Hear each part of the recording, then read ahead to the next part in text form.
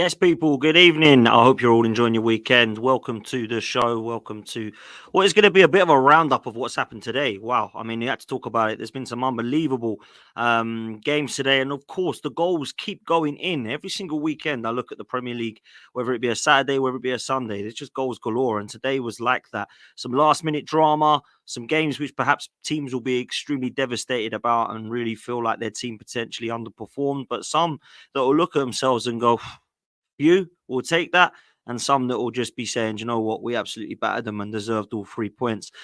Do me a favor, if you are in here early, like most of you are, which is incredible, please make sure you hit the like button and please make sure that you subscribe. It'd be amazing to get you guys to help us get to our next target, which is, of course, 20K. We're nearly at 16, people. Please, let's make sure that we can get there. Let's say hello to people in the chat. King Mo, big up yourself. Thanks so much for being the first one here. Big up to yourself, mate. And you're absolutely right. Well done to Xabi Alonso. We're going to come on to that in a minute. Arsenal Analyzed, big up to yourself. Thank you so much for being here so early. Well, Shao, we're going to touch on tomorrow. Trust me. Big up for being here. Big up to Nico. Big up to Jared. Big up to Deja Vu, which I love. That's a fantastic name. Big up to the Mighty Win. Big up to your mum for being here as well. Listen, we need to get to the nitty gritty of it. Before we do that, please make sure you check out our new sponsors. We're now partnered with Football Prizes. All you need to do is put Football Prizes into Google and you will see all their competitions. Literally, their tickets are just incredibly cheap. You've got an unbelievable amount of opportunity to win some fantastic memorabilia that's all signed shirts, etc., etc. So please make sure you go check them out. Football Prizes. Make sure if you want one of these behind me, if you are an Arsenal fan and you want a canvas, then please go to Russell Hogg Photography. It is in the description. All you need to do is drop him a message, say you're a gooner, say Dan Potts sent you, and you'll be able to get yourself one of these to hang on your wall.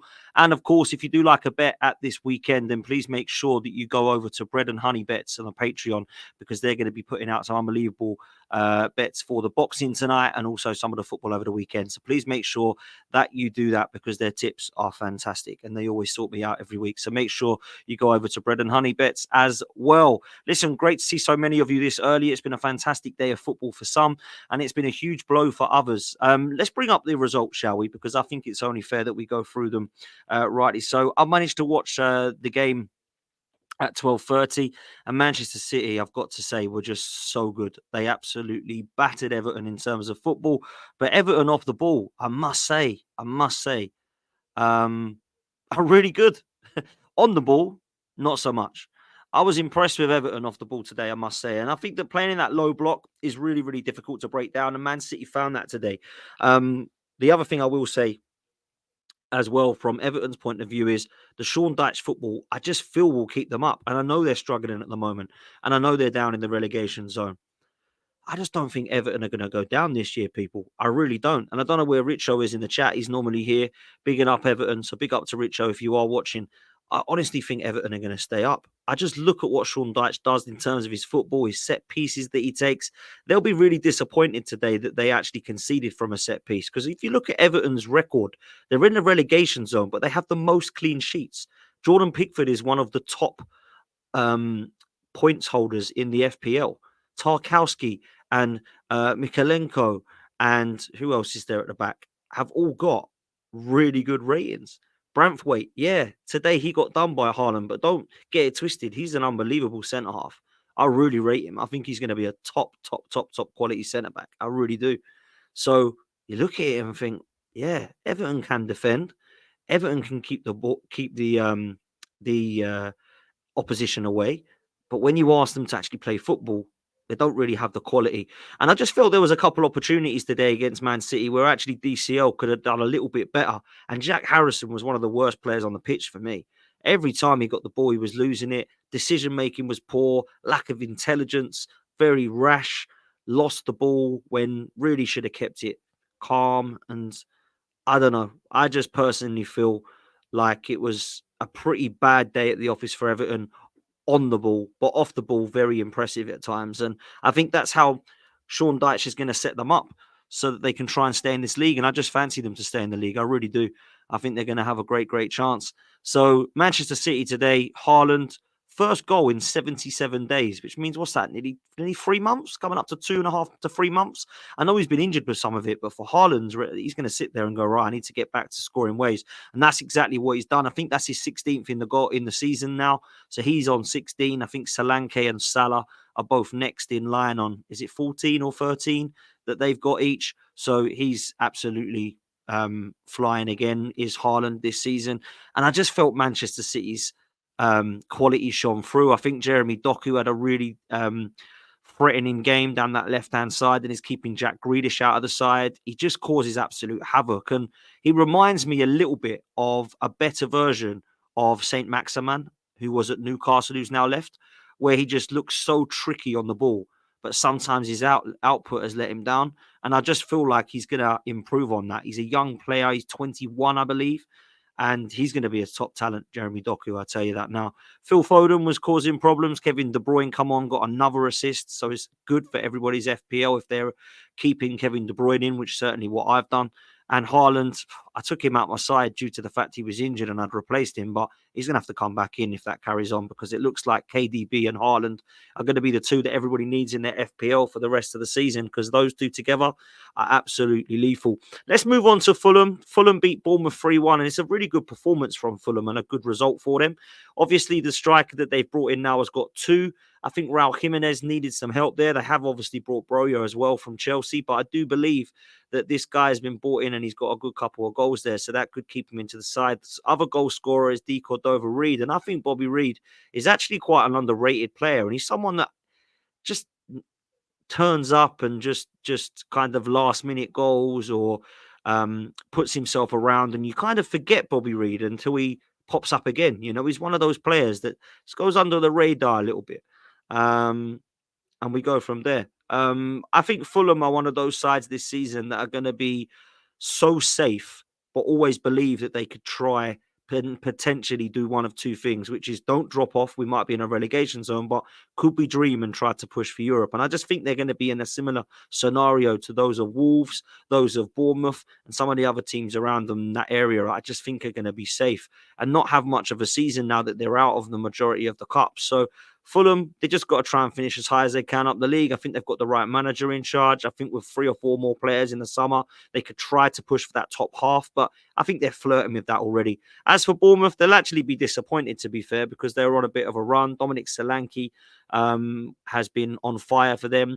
Iraola was definitely the right guy to keep and actually try to push them forward. And like Fulham, I think Bournemouth are going to be safe this season. I think they're going to flirt with that pushing around 10th, 11th, 12th, 13th spots, which is just safe enough not to flirt with the relegation battle. Liverpool had a bit of a scare, didn't they? And a bit of a scary moment. But from what I know, they were absolutely dominant and deserved to beat Burnley. I think Burnley equalised, and people were saying it should have been Liverpool's for a few more goals. But Trent Alexander-Arnold had to come off at half-time, which is another injury concern or worry for them. Alisson didn't play in goal today either. I believe it was Keller in goal from when I saw the team news. So, yeah, it's definitely a couple of injury concerns for Liverpool. But what Liverpool are doing is they're saying we don't need Salah. We don't need Trent. We don't need Alisson. We don't need, what's his name at the back? Kenyatte. And we'll go and beat teams. Now, people might say it's Burnley at home, Dan. Yeah, it is. But they did have some players out and they won convincingly well. Another goal for Darwin Nunez, a goal by Diogo Jota, and a goal by Luis Diaz. So they're front three that everyone has said doesn't look so great right now. And looks a little bit out of form in terms of its consistency. Well, all 3 of them scored. So, yeah, Diaz hasn't had the best of seasons. I don't think Darwin Nunez has been outstanding. And Jota is definitely an absolute killer. But if I'm honest with you, they all scoring. And Liverpool are going to be right up there. Trust me. A good weekend for them. They had to bounce back after losing to us. And they did it quite comfortably. And if I'm honest with you, I expected them to beat Burnley quite comfortably. So that's exactly what they did. Let's move on to the game that actually shocked me the most this weekend. I fancied Luton so much at home against Sheffield United. It was scary. I really felt like the performances they put in over the last few weeks has really proven to me that Luton Town can actually have a real good crack at staying in this Premier League. And it's performances like today and the results of today that just give you that self-doubt that perhaps they aren't going to manage to do it. Now, I really, really, really want Luton to stay in this Premier League.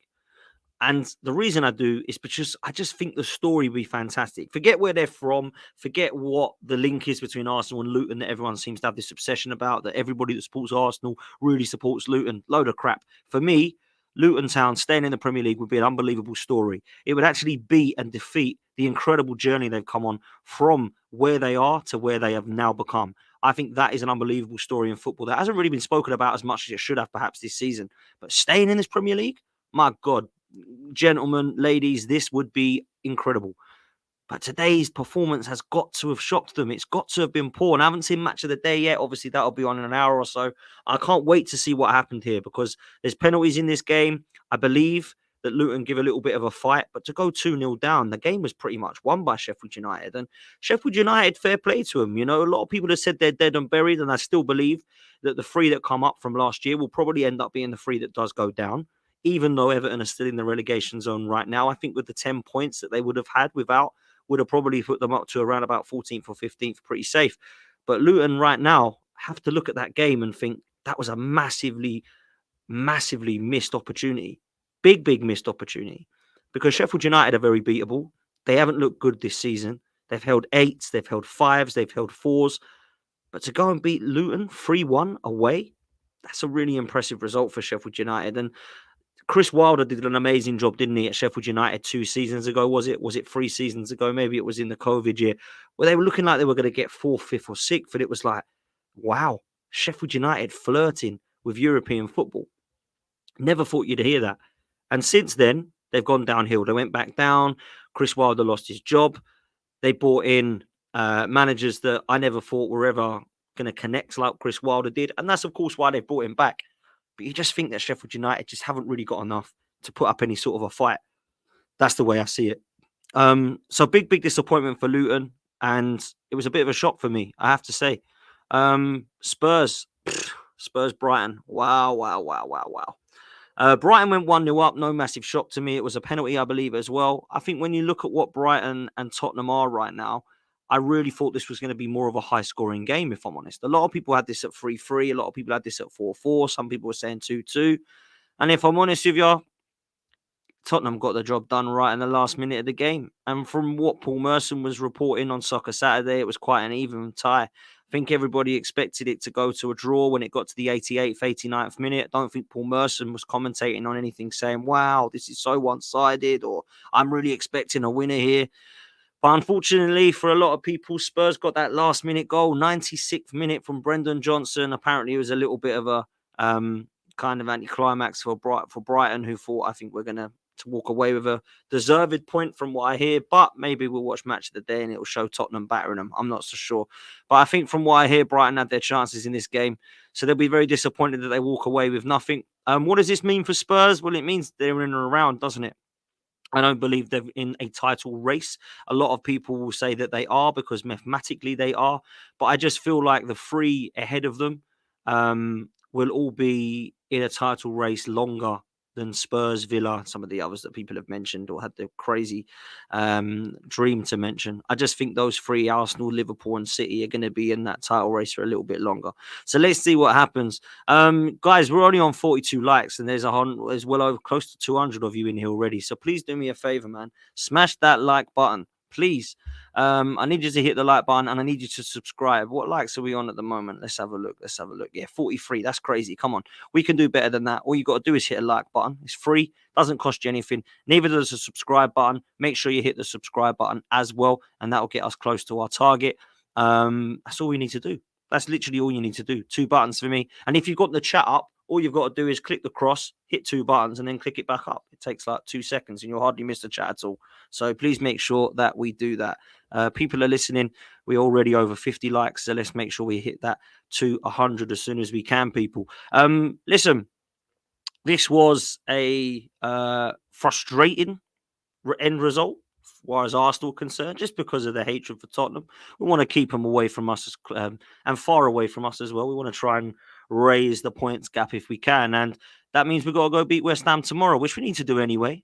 But we need to make sure that we're doing that. So we're going to touch on that in a little bit. Wolves, really disappointing.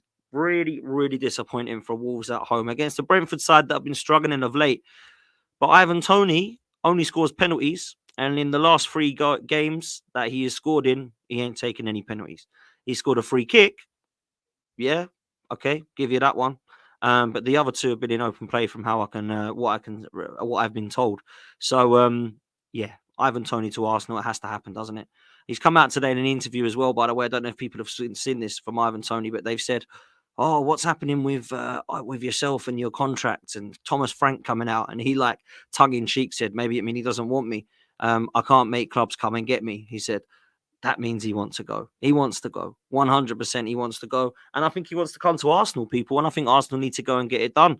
Will he end up at Arsenal? Well, I don't know. I don't know how much of a keen interest that we have. I think there's been an expression of his interest to Arsenal. Arsenal been very quiet on the front, but you hear a lot of rumours that suggest that Arsenal actually do want to go in for him in the summer. So let's see what happens here. He'll be 28 in the summer. He'll be a striker that's proven in the Premier League. And some will say it's less of a risk than Victor Osimhen.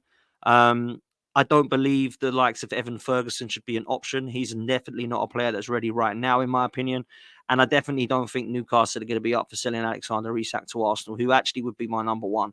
Problem with Isak is his injuries. And Osimhen apparently is like that as well with his injuries. So Ivan Toney, for me, I think he's definitely my number one now. And it wasn't long ago that I was looking at Osimhen going, yeah, we've got to go and get this guy. He looks a killer. He looks a beast. That's where I need to be looking at it now and thinking that perhaps Ivan Toney should be the one that Arsenal go for. But disappointing for Wolves. Brentford pick up a win that they deserve and also one that we really they do need. And then we go into the last game, which was an absolute thriller. Some fantastic goals, great opportunities to watch some good football. Some might say that Forest and Newcastle defensively weren't great at times, but I will say this, it was a great one for the neutral. I think Newcastle did deserve to win it, if I'm honest. I think it was one of those, every time we score, you're going to score, but we will definitely score one more than you. And that's what happened in the end. I think Bruno Guimaraes has proven to be one of the best signings that Newcastle have made in ages. I thought it was a player that Arsenal needed to sign back when we went in for him and showed a little bit of interest. He ended up going to Newcastle, and I just think that he could be one in the summer that does look and think, where's my future lie here? Are Newcastle destined for trophies in the coming years? I think the answer probably is yes. But is Bruno Guimaraes going to look at the opportunity and go, do I want to turn down a potential move somewhere, maybe, in Spain or Italy or France or somewhere like that? Or am I going to be happy at Newcastle? And I think everybody will probably say that he'll be happy at Newcastle, maybe for another season. But it wouldn't surprise me if Newcastle aren't starting to go Champions League, then go for title chases in the next maybe 3 seasons max, 2 seasons max. Bruno Guimaraes may well leave. So we'll see what happens there. Nottingham Forest, they're in trouble. I can't lie. They're in trouble. I think they've got very good players going forward. I think Anthony Elanga is an absolute speed merchant. I think you've got Callum Hudson-Odoi, who's got some skill. Morgan Gibbs-White, I'm a big fan of. I like Taiwo Awoniyi. I think he's has a fantastic presence up top. And also they've got Chris Wood, who comes off and actually, I think he's got 10 goals, which is amazing, to be fair. They don't even really play him. Their problem is at the back and in midfield, and I don't think they've got a goalkeeper they trust. So for a team that's actually made quite a lot of signings and people were taking the mick out of them only last season, I think Nottingham Forest need to be in a better position than they currently are, because I don't feel personally like there's the guarantee that they're going to be safe. Now, they're lucky that Everton have been dealt points blows, but not Forest might well have some points to be deducted as well. So we need to look at that seriously and think, who do we think is going to actually be able to be safe in this league? Because Nottingham Forest are one team that I just can't guarantee safety for. And that's a big problem for me, man. That is a big problem. Listen, guys, do me a favor in the chat. If you've got any questions for me, then please do put them in. I'm going to try and star some that people have asked me already. Make sure you put a Q onto the start of the question so that I know that it is a question. And if you do want to put a super chat in like Chris Clark has, then it will get read out at the start. We're going to do a little bit of a preview for Arsenal West Ham while we're here, but I'm going to take some questions first. Let's go with this one from Chris, who says, can we finally admit that Arsenal will not win the league? I believe we're fighting for third. Nice show as always. I think we can all be realistic and think that there's definitely nothing to suggest Arsenal have changed anything on last season to win this title. I still think Manchester City are way too strong. And I think when you say fighting for third, I think it's fair to say that Arsenal, Liverpool and City will probably finish first, second or third in some order. I just don't think we're fighting for this top 4 rubbish with Villa and Spurs and Newcastle and United and all this stuff. I don't see us that bad. I really don't. Even when we lost to West Ham and Fulham, I said, oh, we might be in a top four race, but I never really felt we were. You know, it was obviously something we needed to be careful of and consider and ensure that we start to bounce back. And that's what we did. And once you build a bit of momentum, football changes very, very quickly. But big up to your super chat, Chris. I do appreciate it. I'm just going to start a couple of comments while I'm here. Then we've got next Arsenal analysed. I'm going to say big up to yourself, bro. It says, Dan, if say for a debate's sake, Arsenal can't sign Toney or Osimhen in the summer, who's your next best realistic option and why? There's a couple, I suppose. For me, there's only really two that I can think of off the top of my head. Alexander Isak, but I just don't think that's a realistic one because I don't think Newcastle will want to sell him, and they certainly won't want to sell him to Arsenal. But the only other one I can think of that I think we should be able to go for is the Feyenoord striker, Jimenez. I think that's somebody that we should be looking at as an option if, of course, Osimhen and Toney aren't available. But that's a really good question because there are options out there that some people will throw at you. I'm sure there's some names I've missed. I'm sure there's some people that you're all looking at going, yeah, I'd take him. That's someone that I'd look at. So there's definitely options for sure, man. Definitely options for sure. But big up to yourself, bro. This one comes in from Ross, says Toney was a killer again today. Arsenal need to sign him due to the fact we need to sell English players like Nketiah and Reece Nelson. Yeah, okay, that's a bonus as well because he's obviously a homegrown England player. But actually, we need to sell Nketiah and Nelson anyway. Excuse me, just stretching my back out because they're not good enough. I like Reece Nelson, I like Eddie Nketiah, big up to them, but they ain't good enough for Arsenal, in my opinion. Not if you want to win a title. You want top four, keep hold of Reece and Eddie. If you want to go for a title, you've got to upgrade upon them. It's just how brutal it is in football sometimes. But big up. Arsenal analysed against, and who we saying are definitely going down? Sheffield United, Burnley, and who would you say is the third? I do think it will be Luton. I really do, and I really hope I'm wrong. But I've said that I've got to stick with it. I've not seen anything to change my mind yet. I just think Everton are going to be really difficult for teams to beat, and I think against the sides that they should come up against, I think they're going to be able to take points off of those and stay up. And I do worry for Luton. If I had to pick another two clubs, though, I would pick Nottingham Forest as one. And Crystal Palace are the other ones, man. They just do not look like winning a game of football. They've got Elise out. Eze's always injured. They've got no striker that I have any trust in. I do think they've got a midfield that can look weak at times. And defensively, although it being probably one of their better options, I do think down that right-hand side, they're very weak, with Joel Ward and Nathaniel Klein still. So I do think Palace could be in trouble, but I will stick with Luton for now, but I hope I'm wrong. Ross says, Dan, just watching the championship goals, Leicester, Southampton, Leeds, are they all coming straight back up? Yeah, do you know what? I actually think the three that come down last season will go straight up. And I think the three that come up will go straight back down. Now, it's a shame for Ipswich Town for me because they're fairly local to me. Me being an Essex boy, I want them to do well. So just above across the border in the county of Suffolk to me. But I just don't see that happening. They've just dropped too many points. And if I'm honest with you, Ipswich are a bit of a, why are they up there anyway? They've just come up into the league. They've got Kieran McKenna, who's given them a style of play. I just don't understand how they're up there. So listen, fair play to Ipswich. But I just hope that they can continue. I'm sure they'll make the playoffs, but I think if I had to pick a team, I think Leicester and Leeds are the two going up, and I think Southampton may well do it in the playoffs under Russell Martin. Ross also says, Dan, do you believe Nelson will be harder to sell than Nketiah? Both players on 100k. I think we may struggle to sell either. I don't think that we will. They might have to take a bit of a cut, but I don't think there'll be any teams that won't be willing to pay them between 70 and 90k a week if they actually got a guy on, let's say, £15 million, who's going to give them a little bit of something. Eddie Nketiah can score goals. He's not going to take Arsenal to a title, but if he went to a Palace, went to a Wolves, went to a Sheffield United or Burnley, I'm sure he'd bang goals. Nelson too. He's got potential, Reece Nelson still. He can play on either wing. He's had some moments and some glimpses, and I'm sure for a Wolves or somebody like an Everton, he'll probably do quite well. So I don't think it would be impossible to sell them.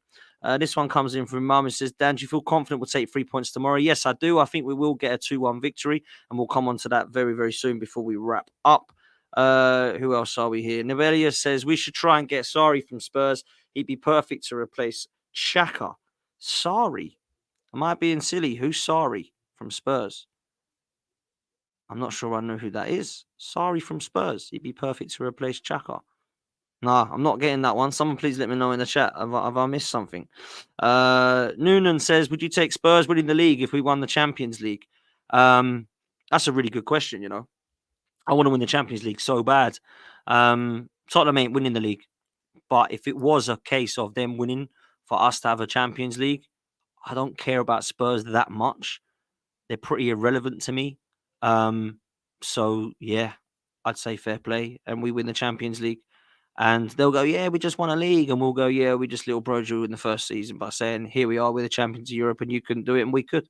So, yeah, listen, until Spurs start winning 13 titles, I ain't going to worry about it. Do you know what I'm saying? They've won 2.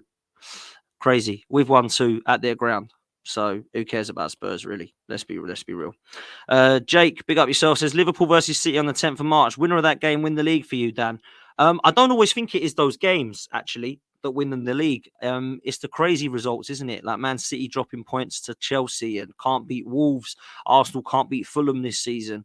Liverpool dropping points to Luton, can't beat Chelsea. This kind of stuff with Liverpool and Arsenal and City, I think, loses them the league title. Because last season, people would have said, oh, Arsenal need to beat Man City home and away, and then they win the league. Whereas actually, when you look at it, that wasn't that, was it? Because we lost to Brighton, we lost to Forest. Last season, we lost to Everton. We couldn't beat Brentford at home. We couldn't beat West Ham away after being 2-0 up. We couldn't beat Southampton at home. We couldn't beat Liverpool away from home. We couldn't beat Southampton home or away.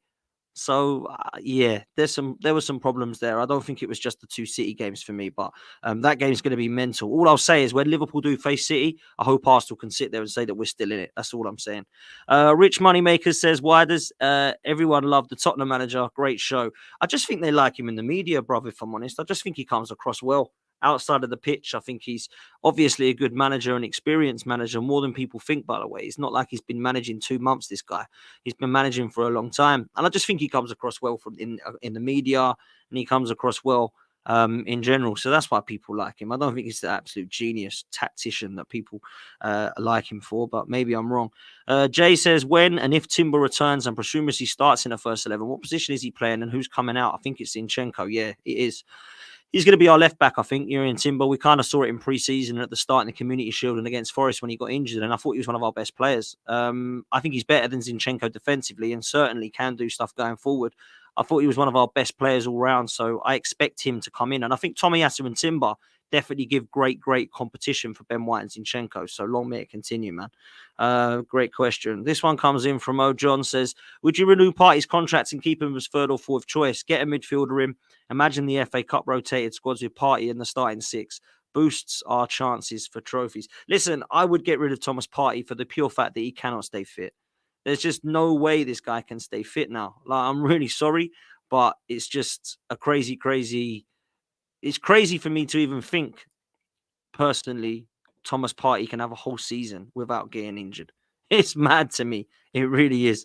Listen, massive thanks to Footy Judge Mo for the redirect, my bro. Thank you so much. Make sure you do me a favor. 2 things. Make sure you like this and subscribe to this channel, but make sure you go, for those of you that were here before, and go and do exactly the same for Footy Judge Mo. Always on this channel. Love sharing football chats with him, and I always try to get onto his channel as best I can. So make sure Footy Judge Mo has literally just started up, and he's nearly hit as many subscribers as me. So make sure you get over there and do that, because Mo's a great guy. So big up to yourself, bro.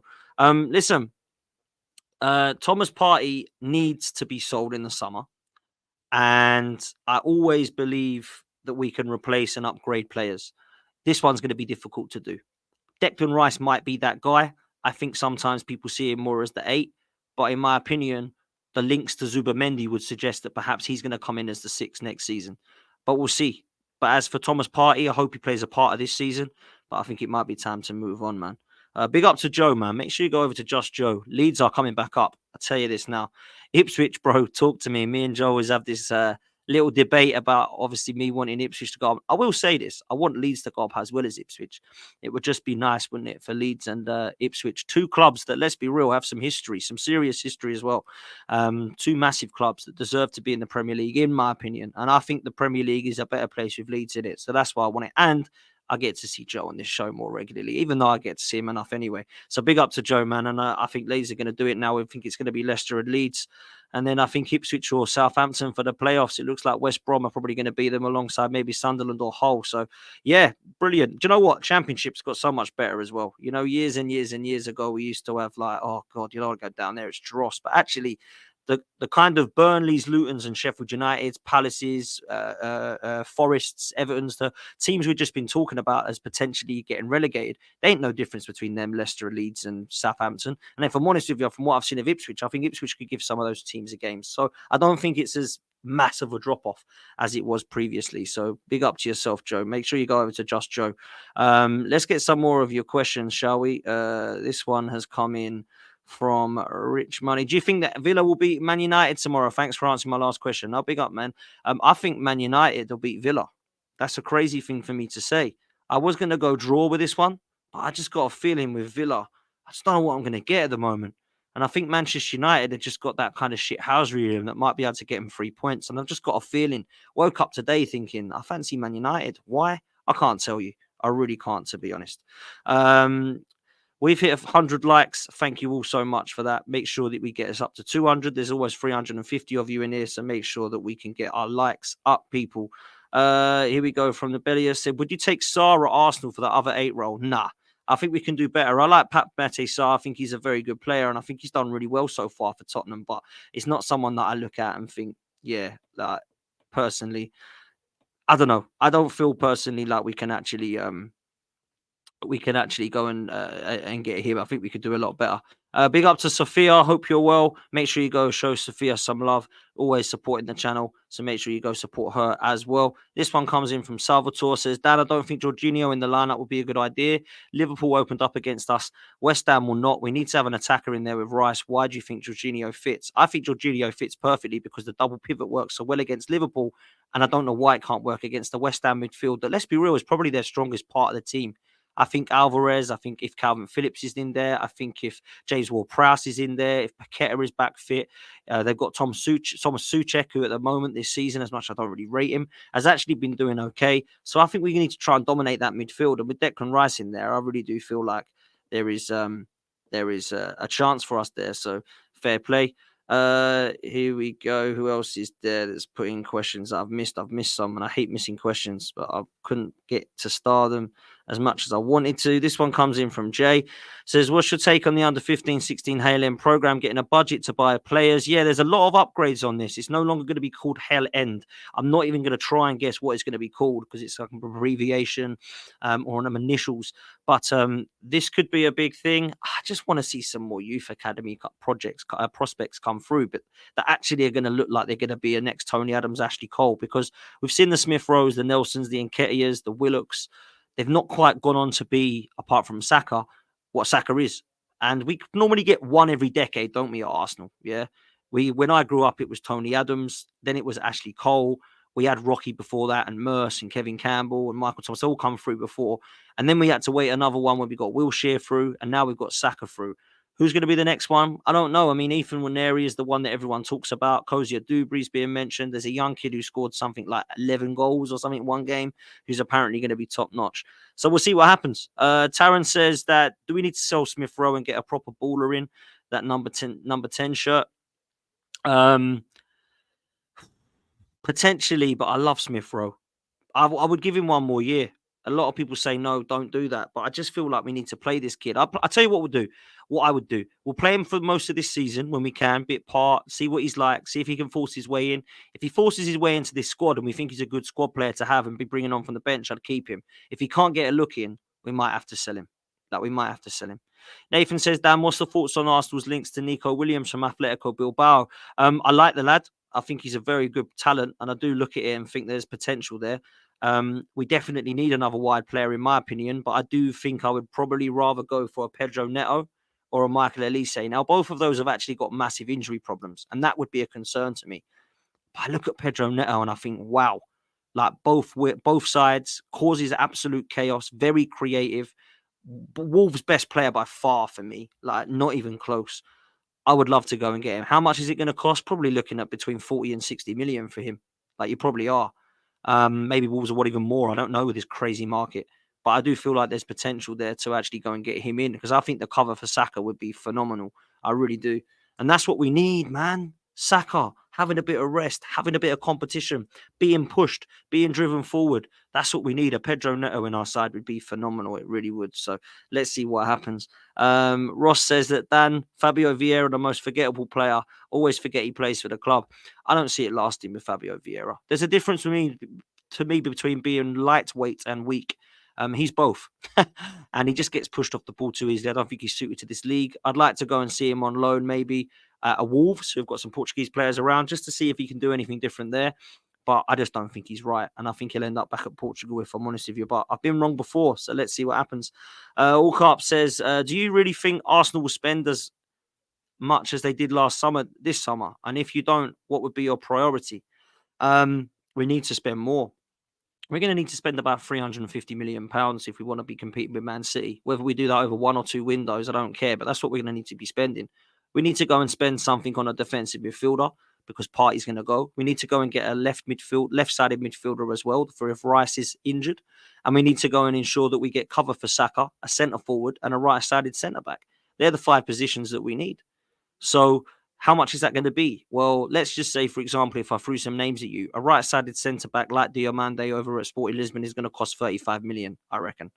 Yeah. Zubimendi's probably going to have a release clause of 50 million. That's 2. Then we've got to buy 3 more players. Probably going to have to spend 40 million on a player like Yusuf Fofana, who's more of a box-to-box type 8 style. Probably going to have to spend 50 million on Neto at the very least if we want him, maybe more. And then up top, Ivan Toney's probably going to cost us 70 or 80 million in the summer. So you're starting to look towards that, aren't you, already? Yeah.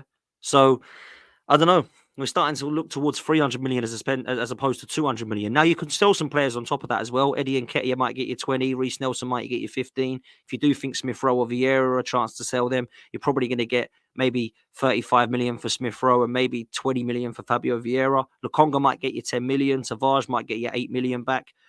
Patino might get you 10 million if someone wants to take a punt on him. So you might be able to make some of that up and then think, actually, you know what? That's like 20 million now that we're spending. 20 million, 200 million now that we're spending. That's what we're going to have to do, man. That's what we're going to have to do, in my opinion, if you want to actually put us up there. Now, let's move on to tomorrow before we do come to a close. This is going to be a massive game for Arsenal now that everybody has had the weekend that they've had. I'm looking at Spurs last-minute winner. I'm looking at Villa going into this Man United game. I'm looking at City and Liverpool that have now both won their games comfortably.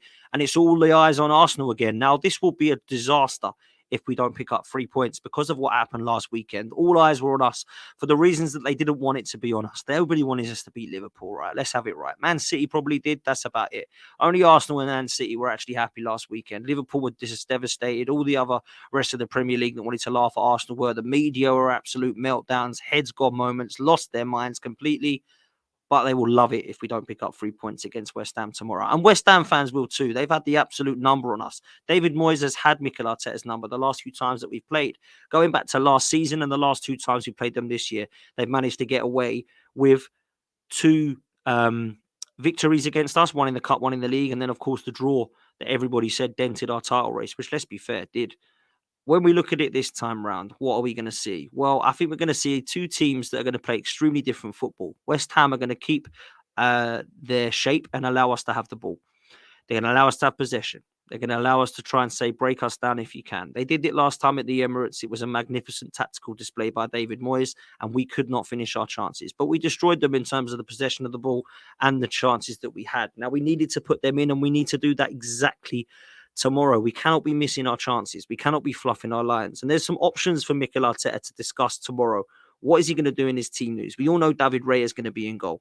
We assume that Ben White will continue at right back and Saliba and Gabriel will be the partnership, but it's the left back option that we have to look at. Now, we've got 3 decisions to make.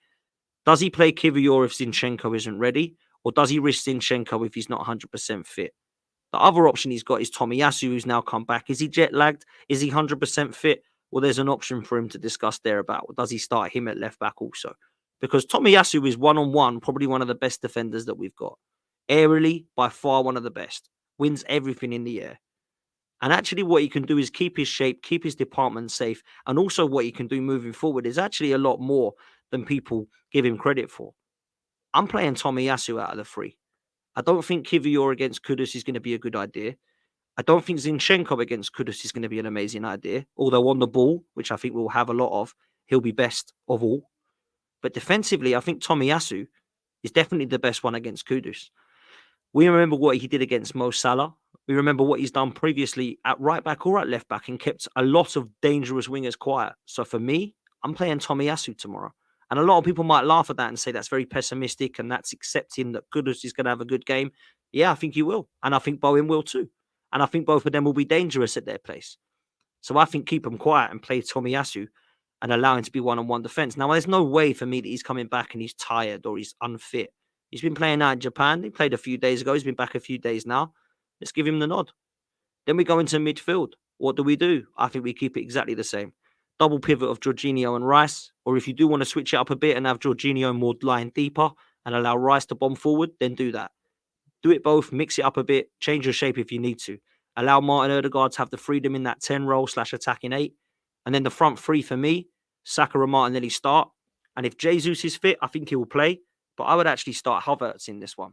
And I think the reason I would start Havertz in this one is because I feel like when you've had a good game against Liverpool, which is probably the best game he's played in an Arsenal shirt, in my honest opinion, and you've contributed the way that you have, you've missed sitters. Yep, absolutely should have scored. But I think dropping him would be pretty brutal, if I'm honest. Now, I'm up for people being ruthless when there's a need to be ruthless. But I think it would be incredibly harsh to drop Kai Havertz for this one, particularly when Jesus isn't 100% fit. I think bringing on the likes of Jesus and Trossard together could be a real good impact substitutions for Arsenal. So I'd actually start Havertz in this one and allow him to have a little bit of presence up there. And allowing the final third him to do what he's done away to Brentford, what he's done away to Luton, what he's done when he's come off from the bench at times. But up top, I don't really mind him. I don't think he's great, and I don't think he's going to win us the title. But I think if you've got to use Kai Havertz in your team, it has to be in that final third for me. So that's the team that I go with. You've got Trossard, you've got Smith Rowe, you've got Jesus that can all come on. Yep, brilliant. I think we can use them. Nelson and Eddie are there, but not really players that I look at and think, wow, Zinchenko could be somebody that you bring on if he's not 100% fit. And Kivior, likewise, he's been used before. So we've got some players now that are starting to be in and around the bench. They're a little bit better, but still not quite there because we're missing the likes of Timber. We're missing the likes of Partey still. So that's where I'm at. I'm going Arsenal 2-1, people. The reason I'm going Arsenal 2-1 is because I do think we'll concede. I think set pieces through Ward-Prowse is going to be a problem. I think they've got some physical presence like Thomas Souček. I think they've got players that can actually get on the ball and start to play it if they need to. And they're going to try and get Bowen and Kudus in behind. So they've definitely got an opportunity to do some damage to Arsenal for sure. This isn't going to be a breeze or a walk in the park.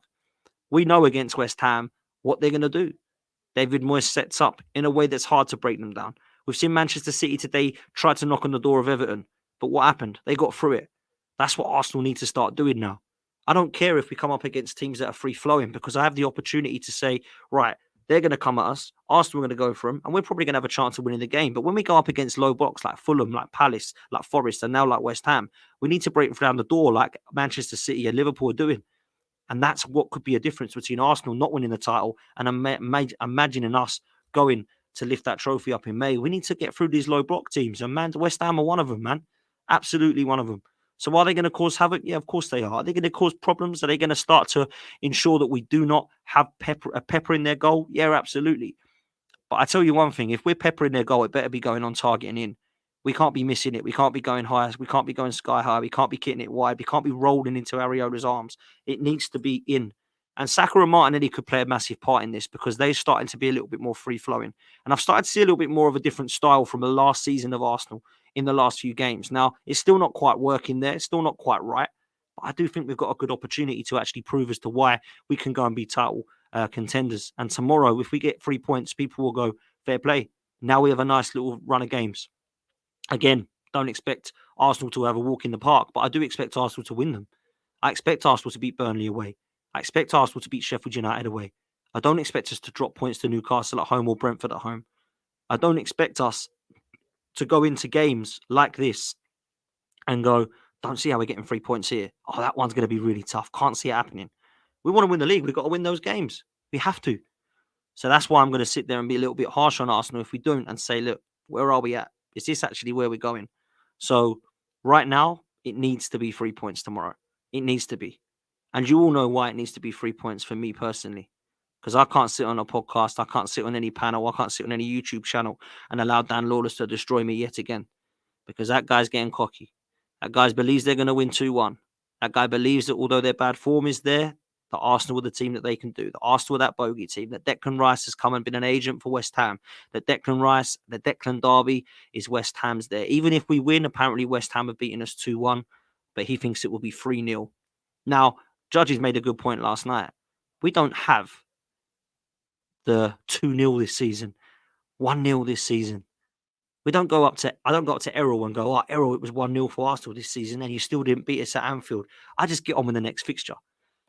So West Ham, they built up this rivalry, man. They built up this rivalry with Arsenal because we've stolen their captain. They're not happy about it. They're not. They're really, really annoyed. They're frustrated.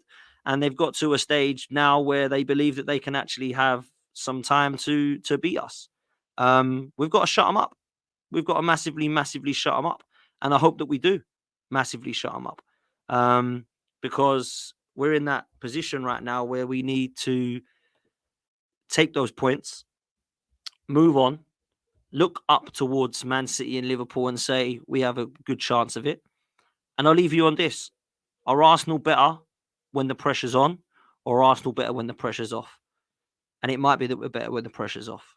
Maybe. If we go through this run now, we do some momentum, the pressure is off.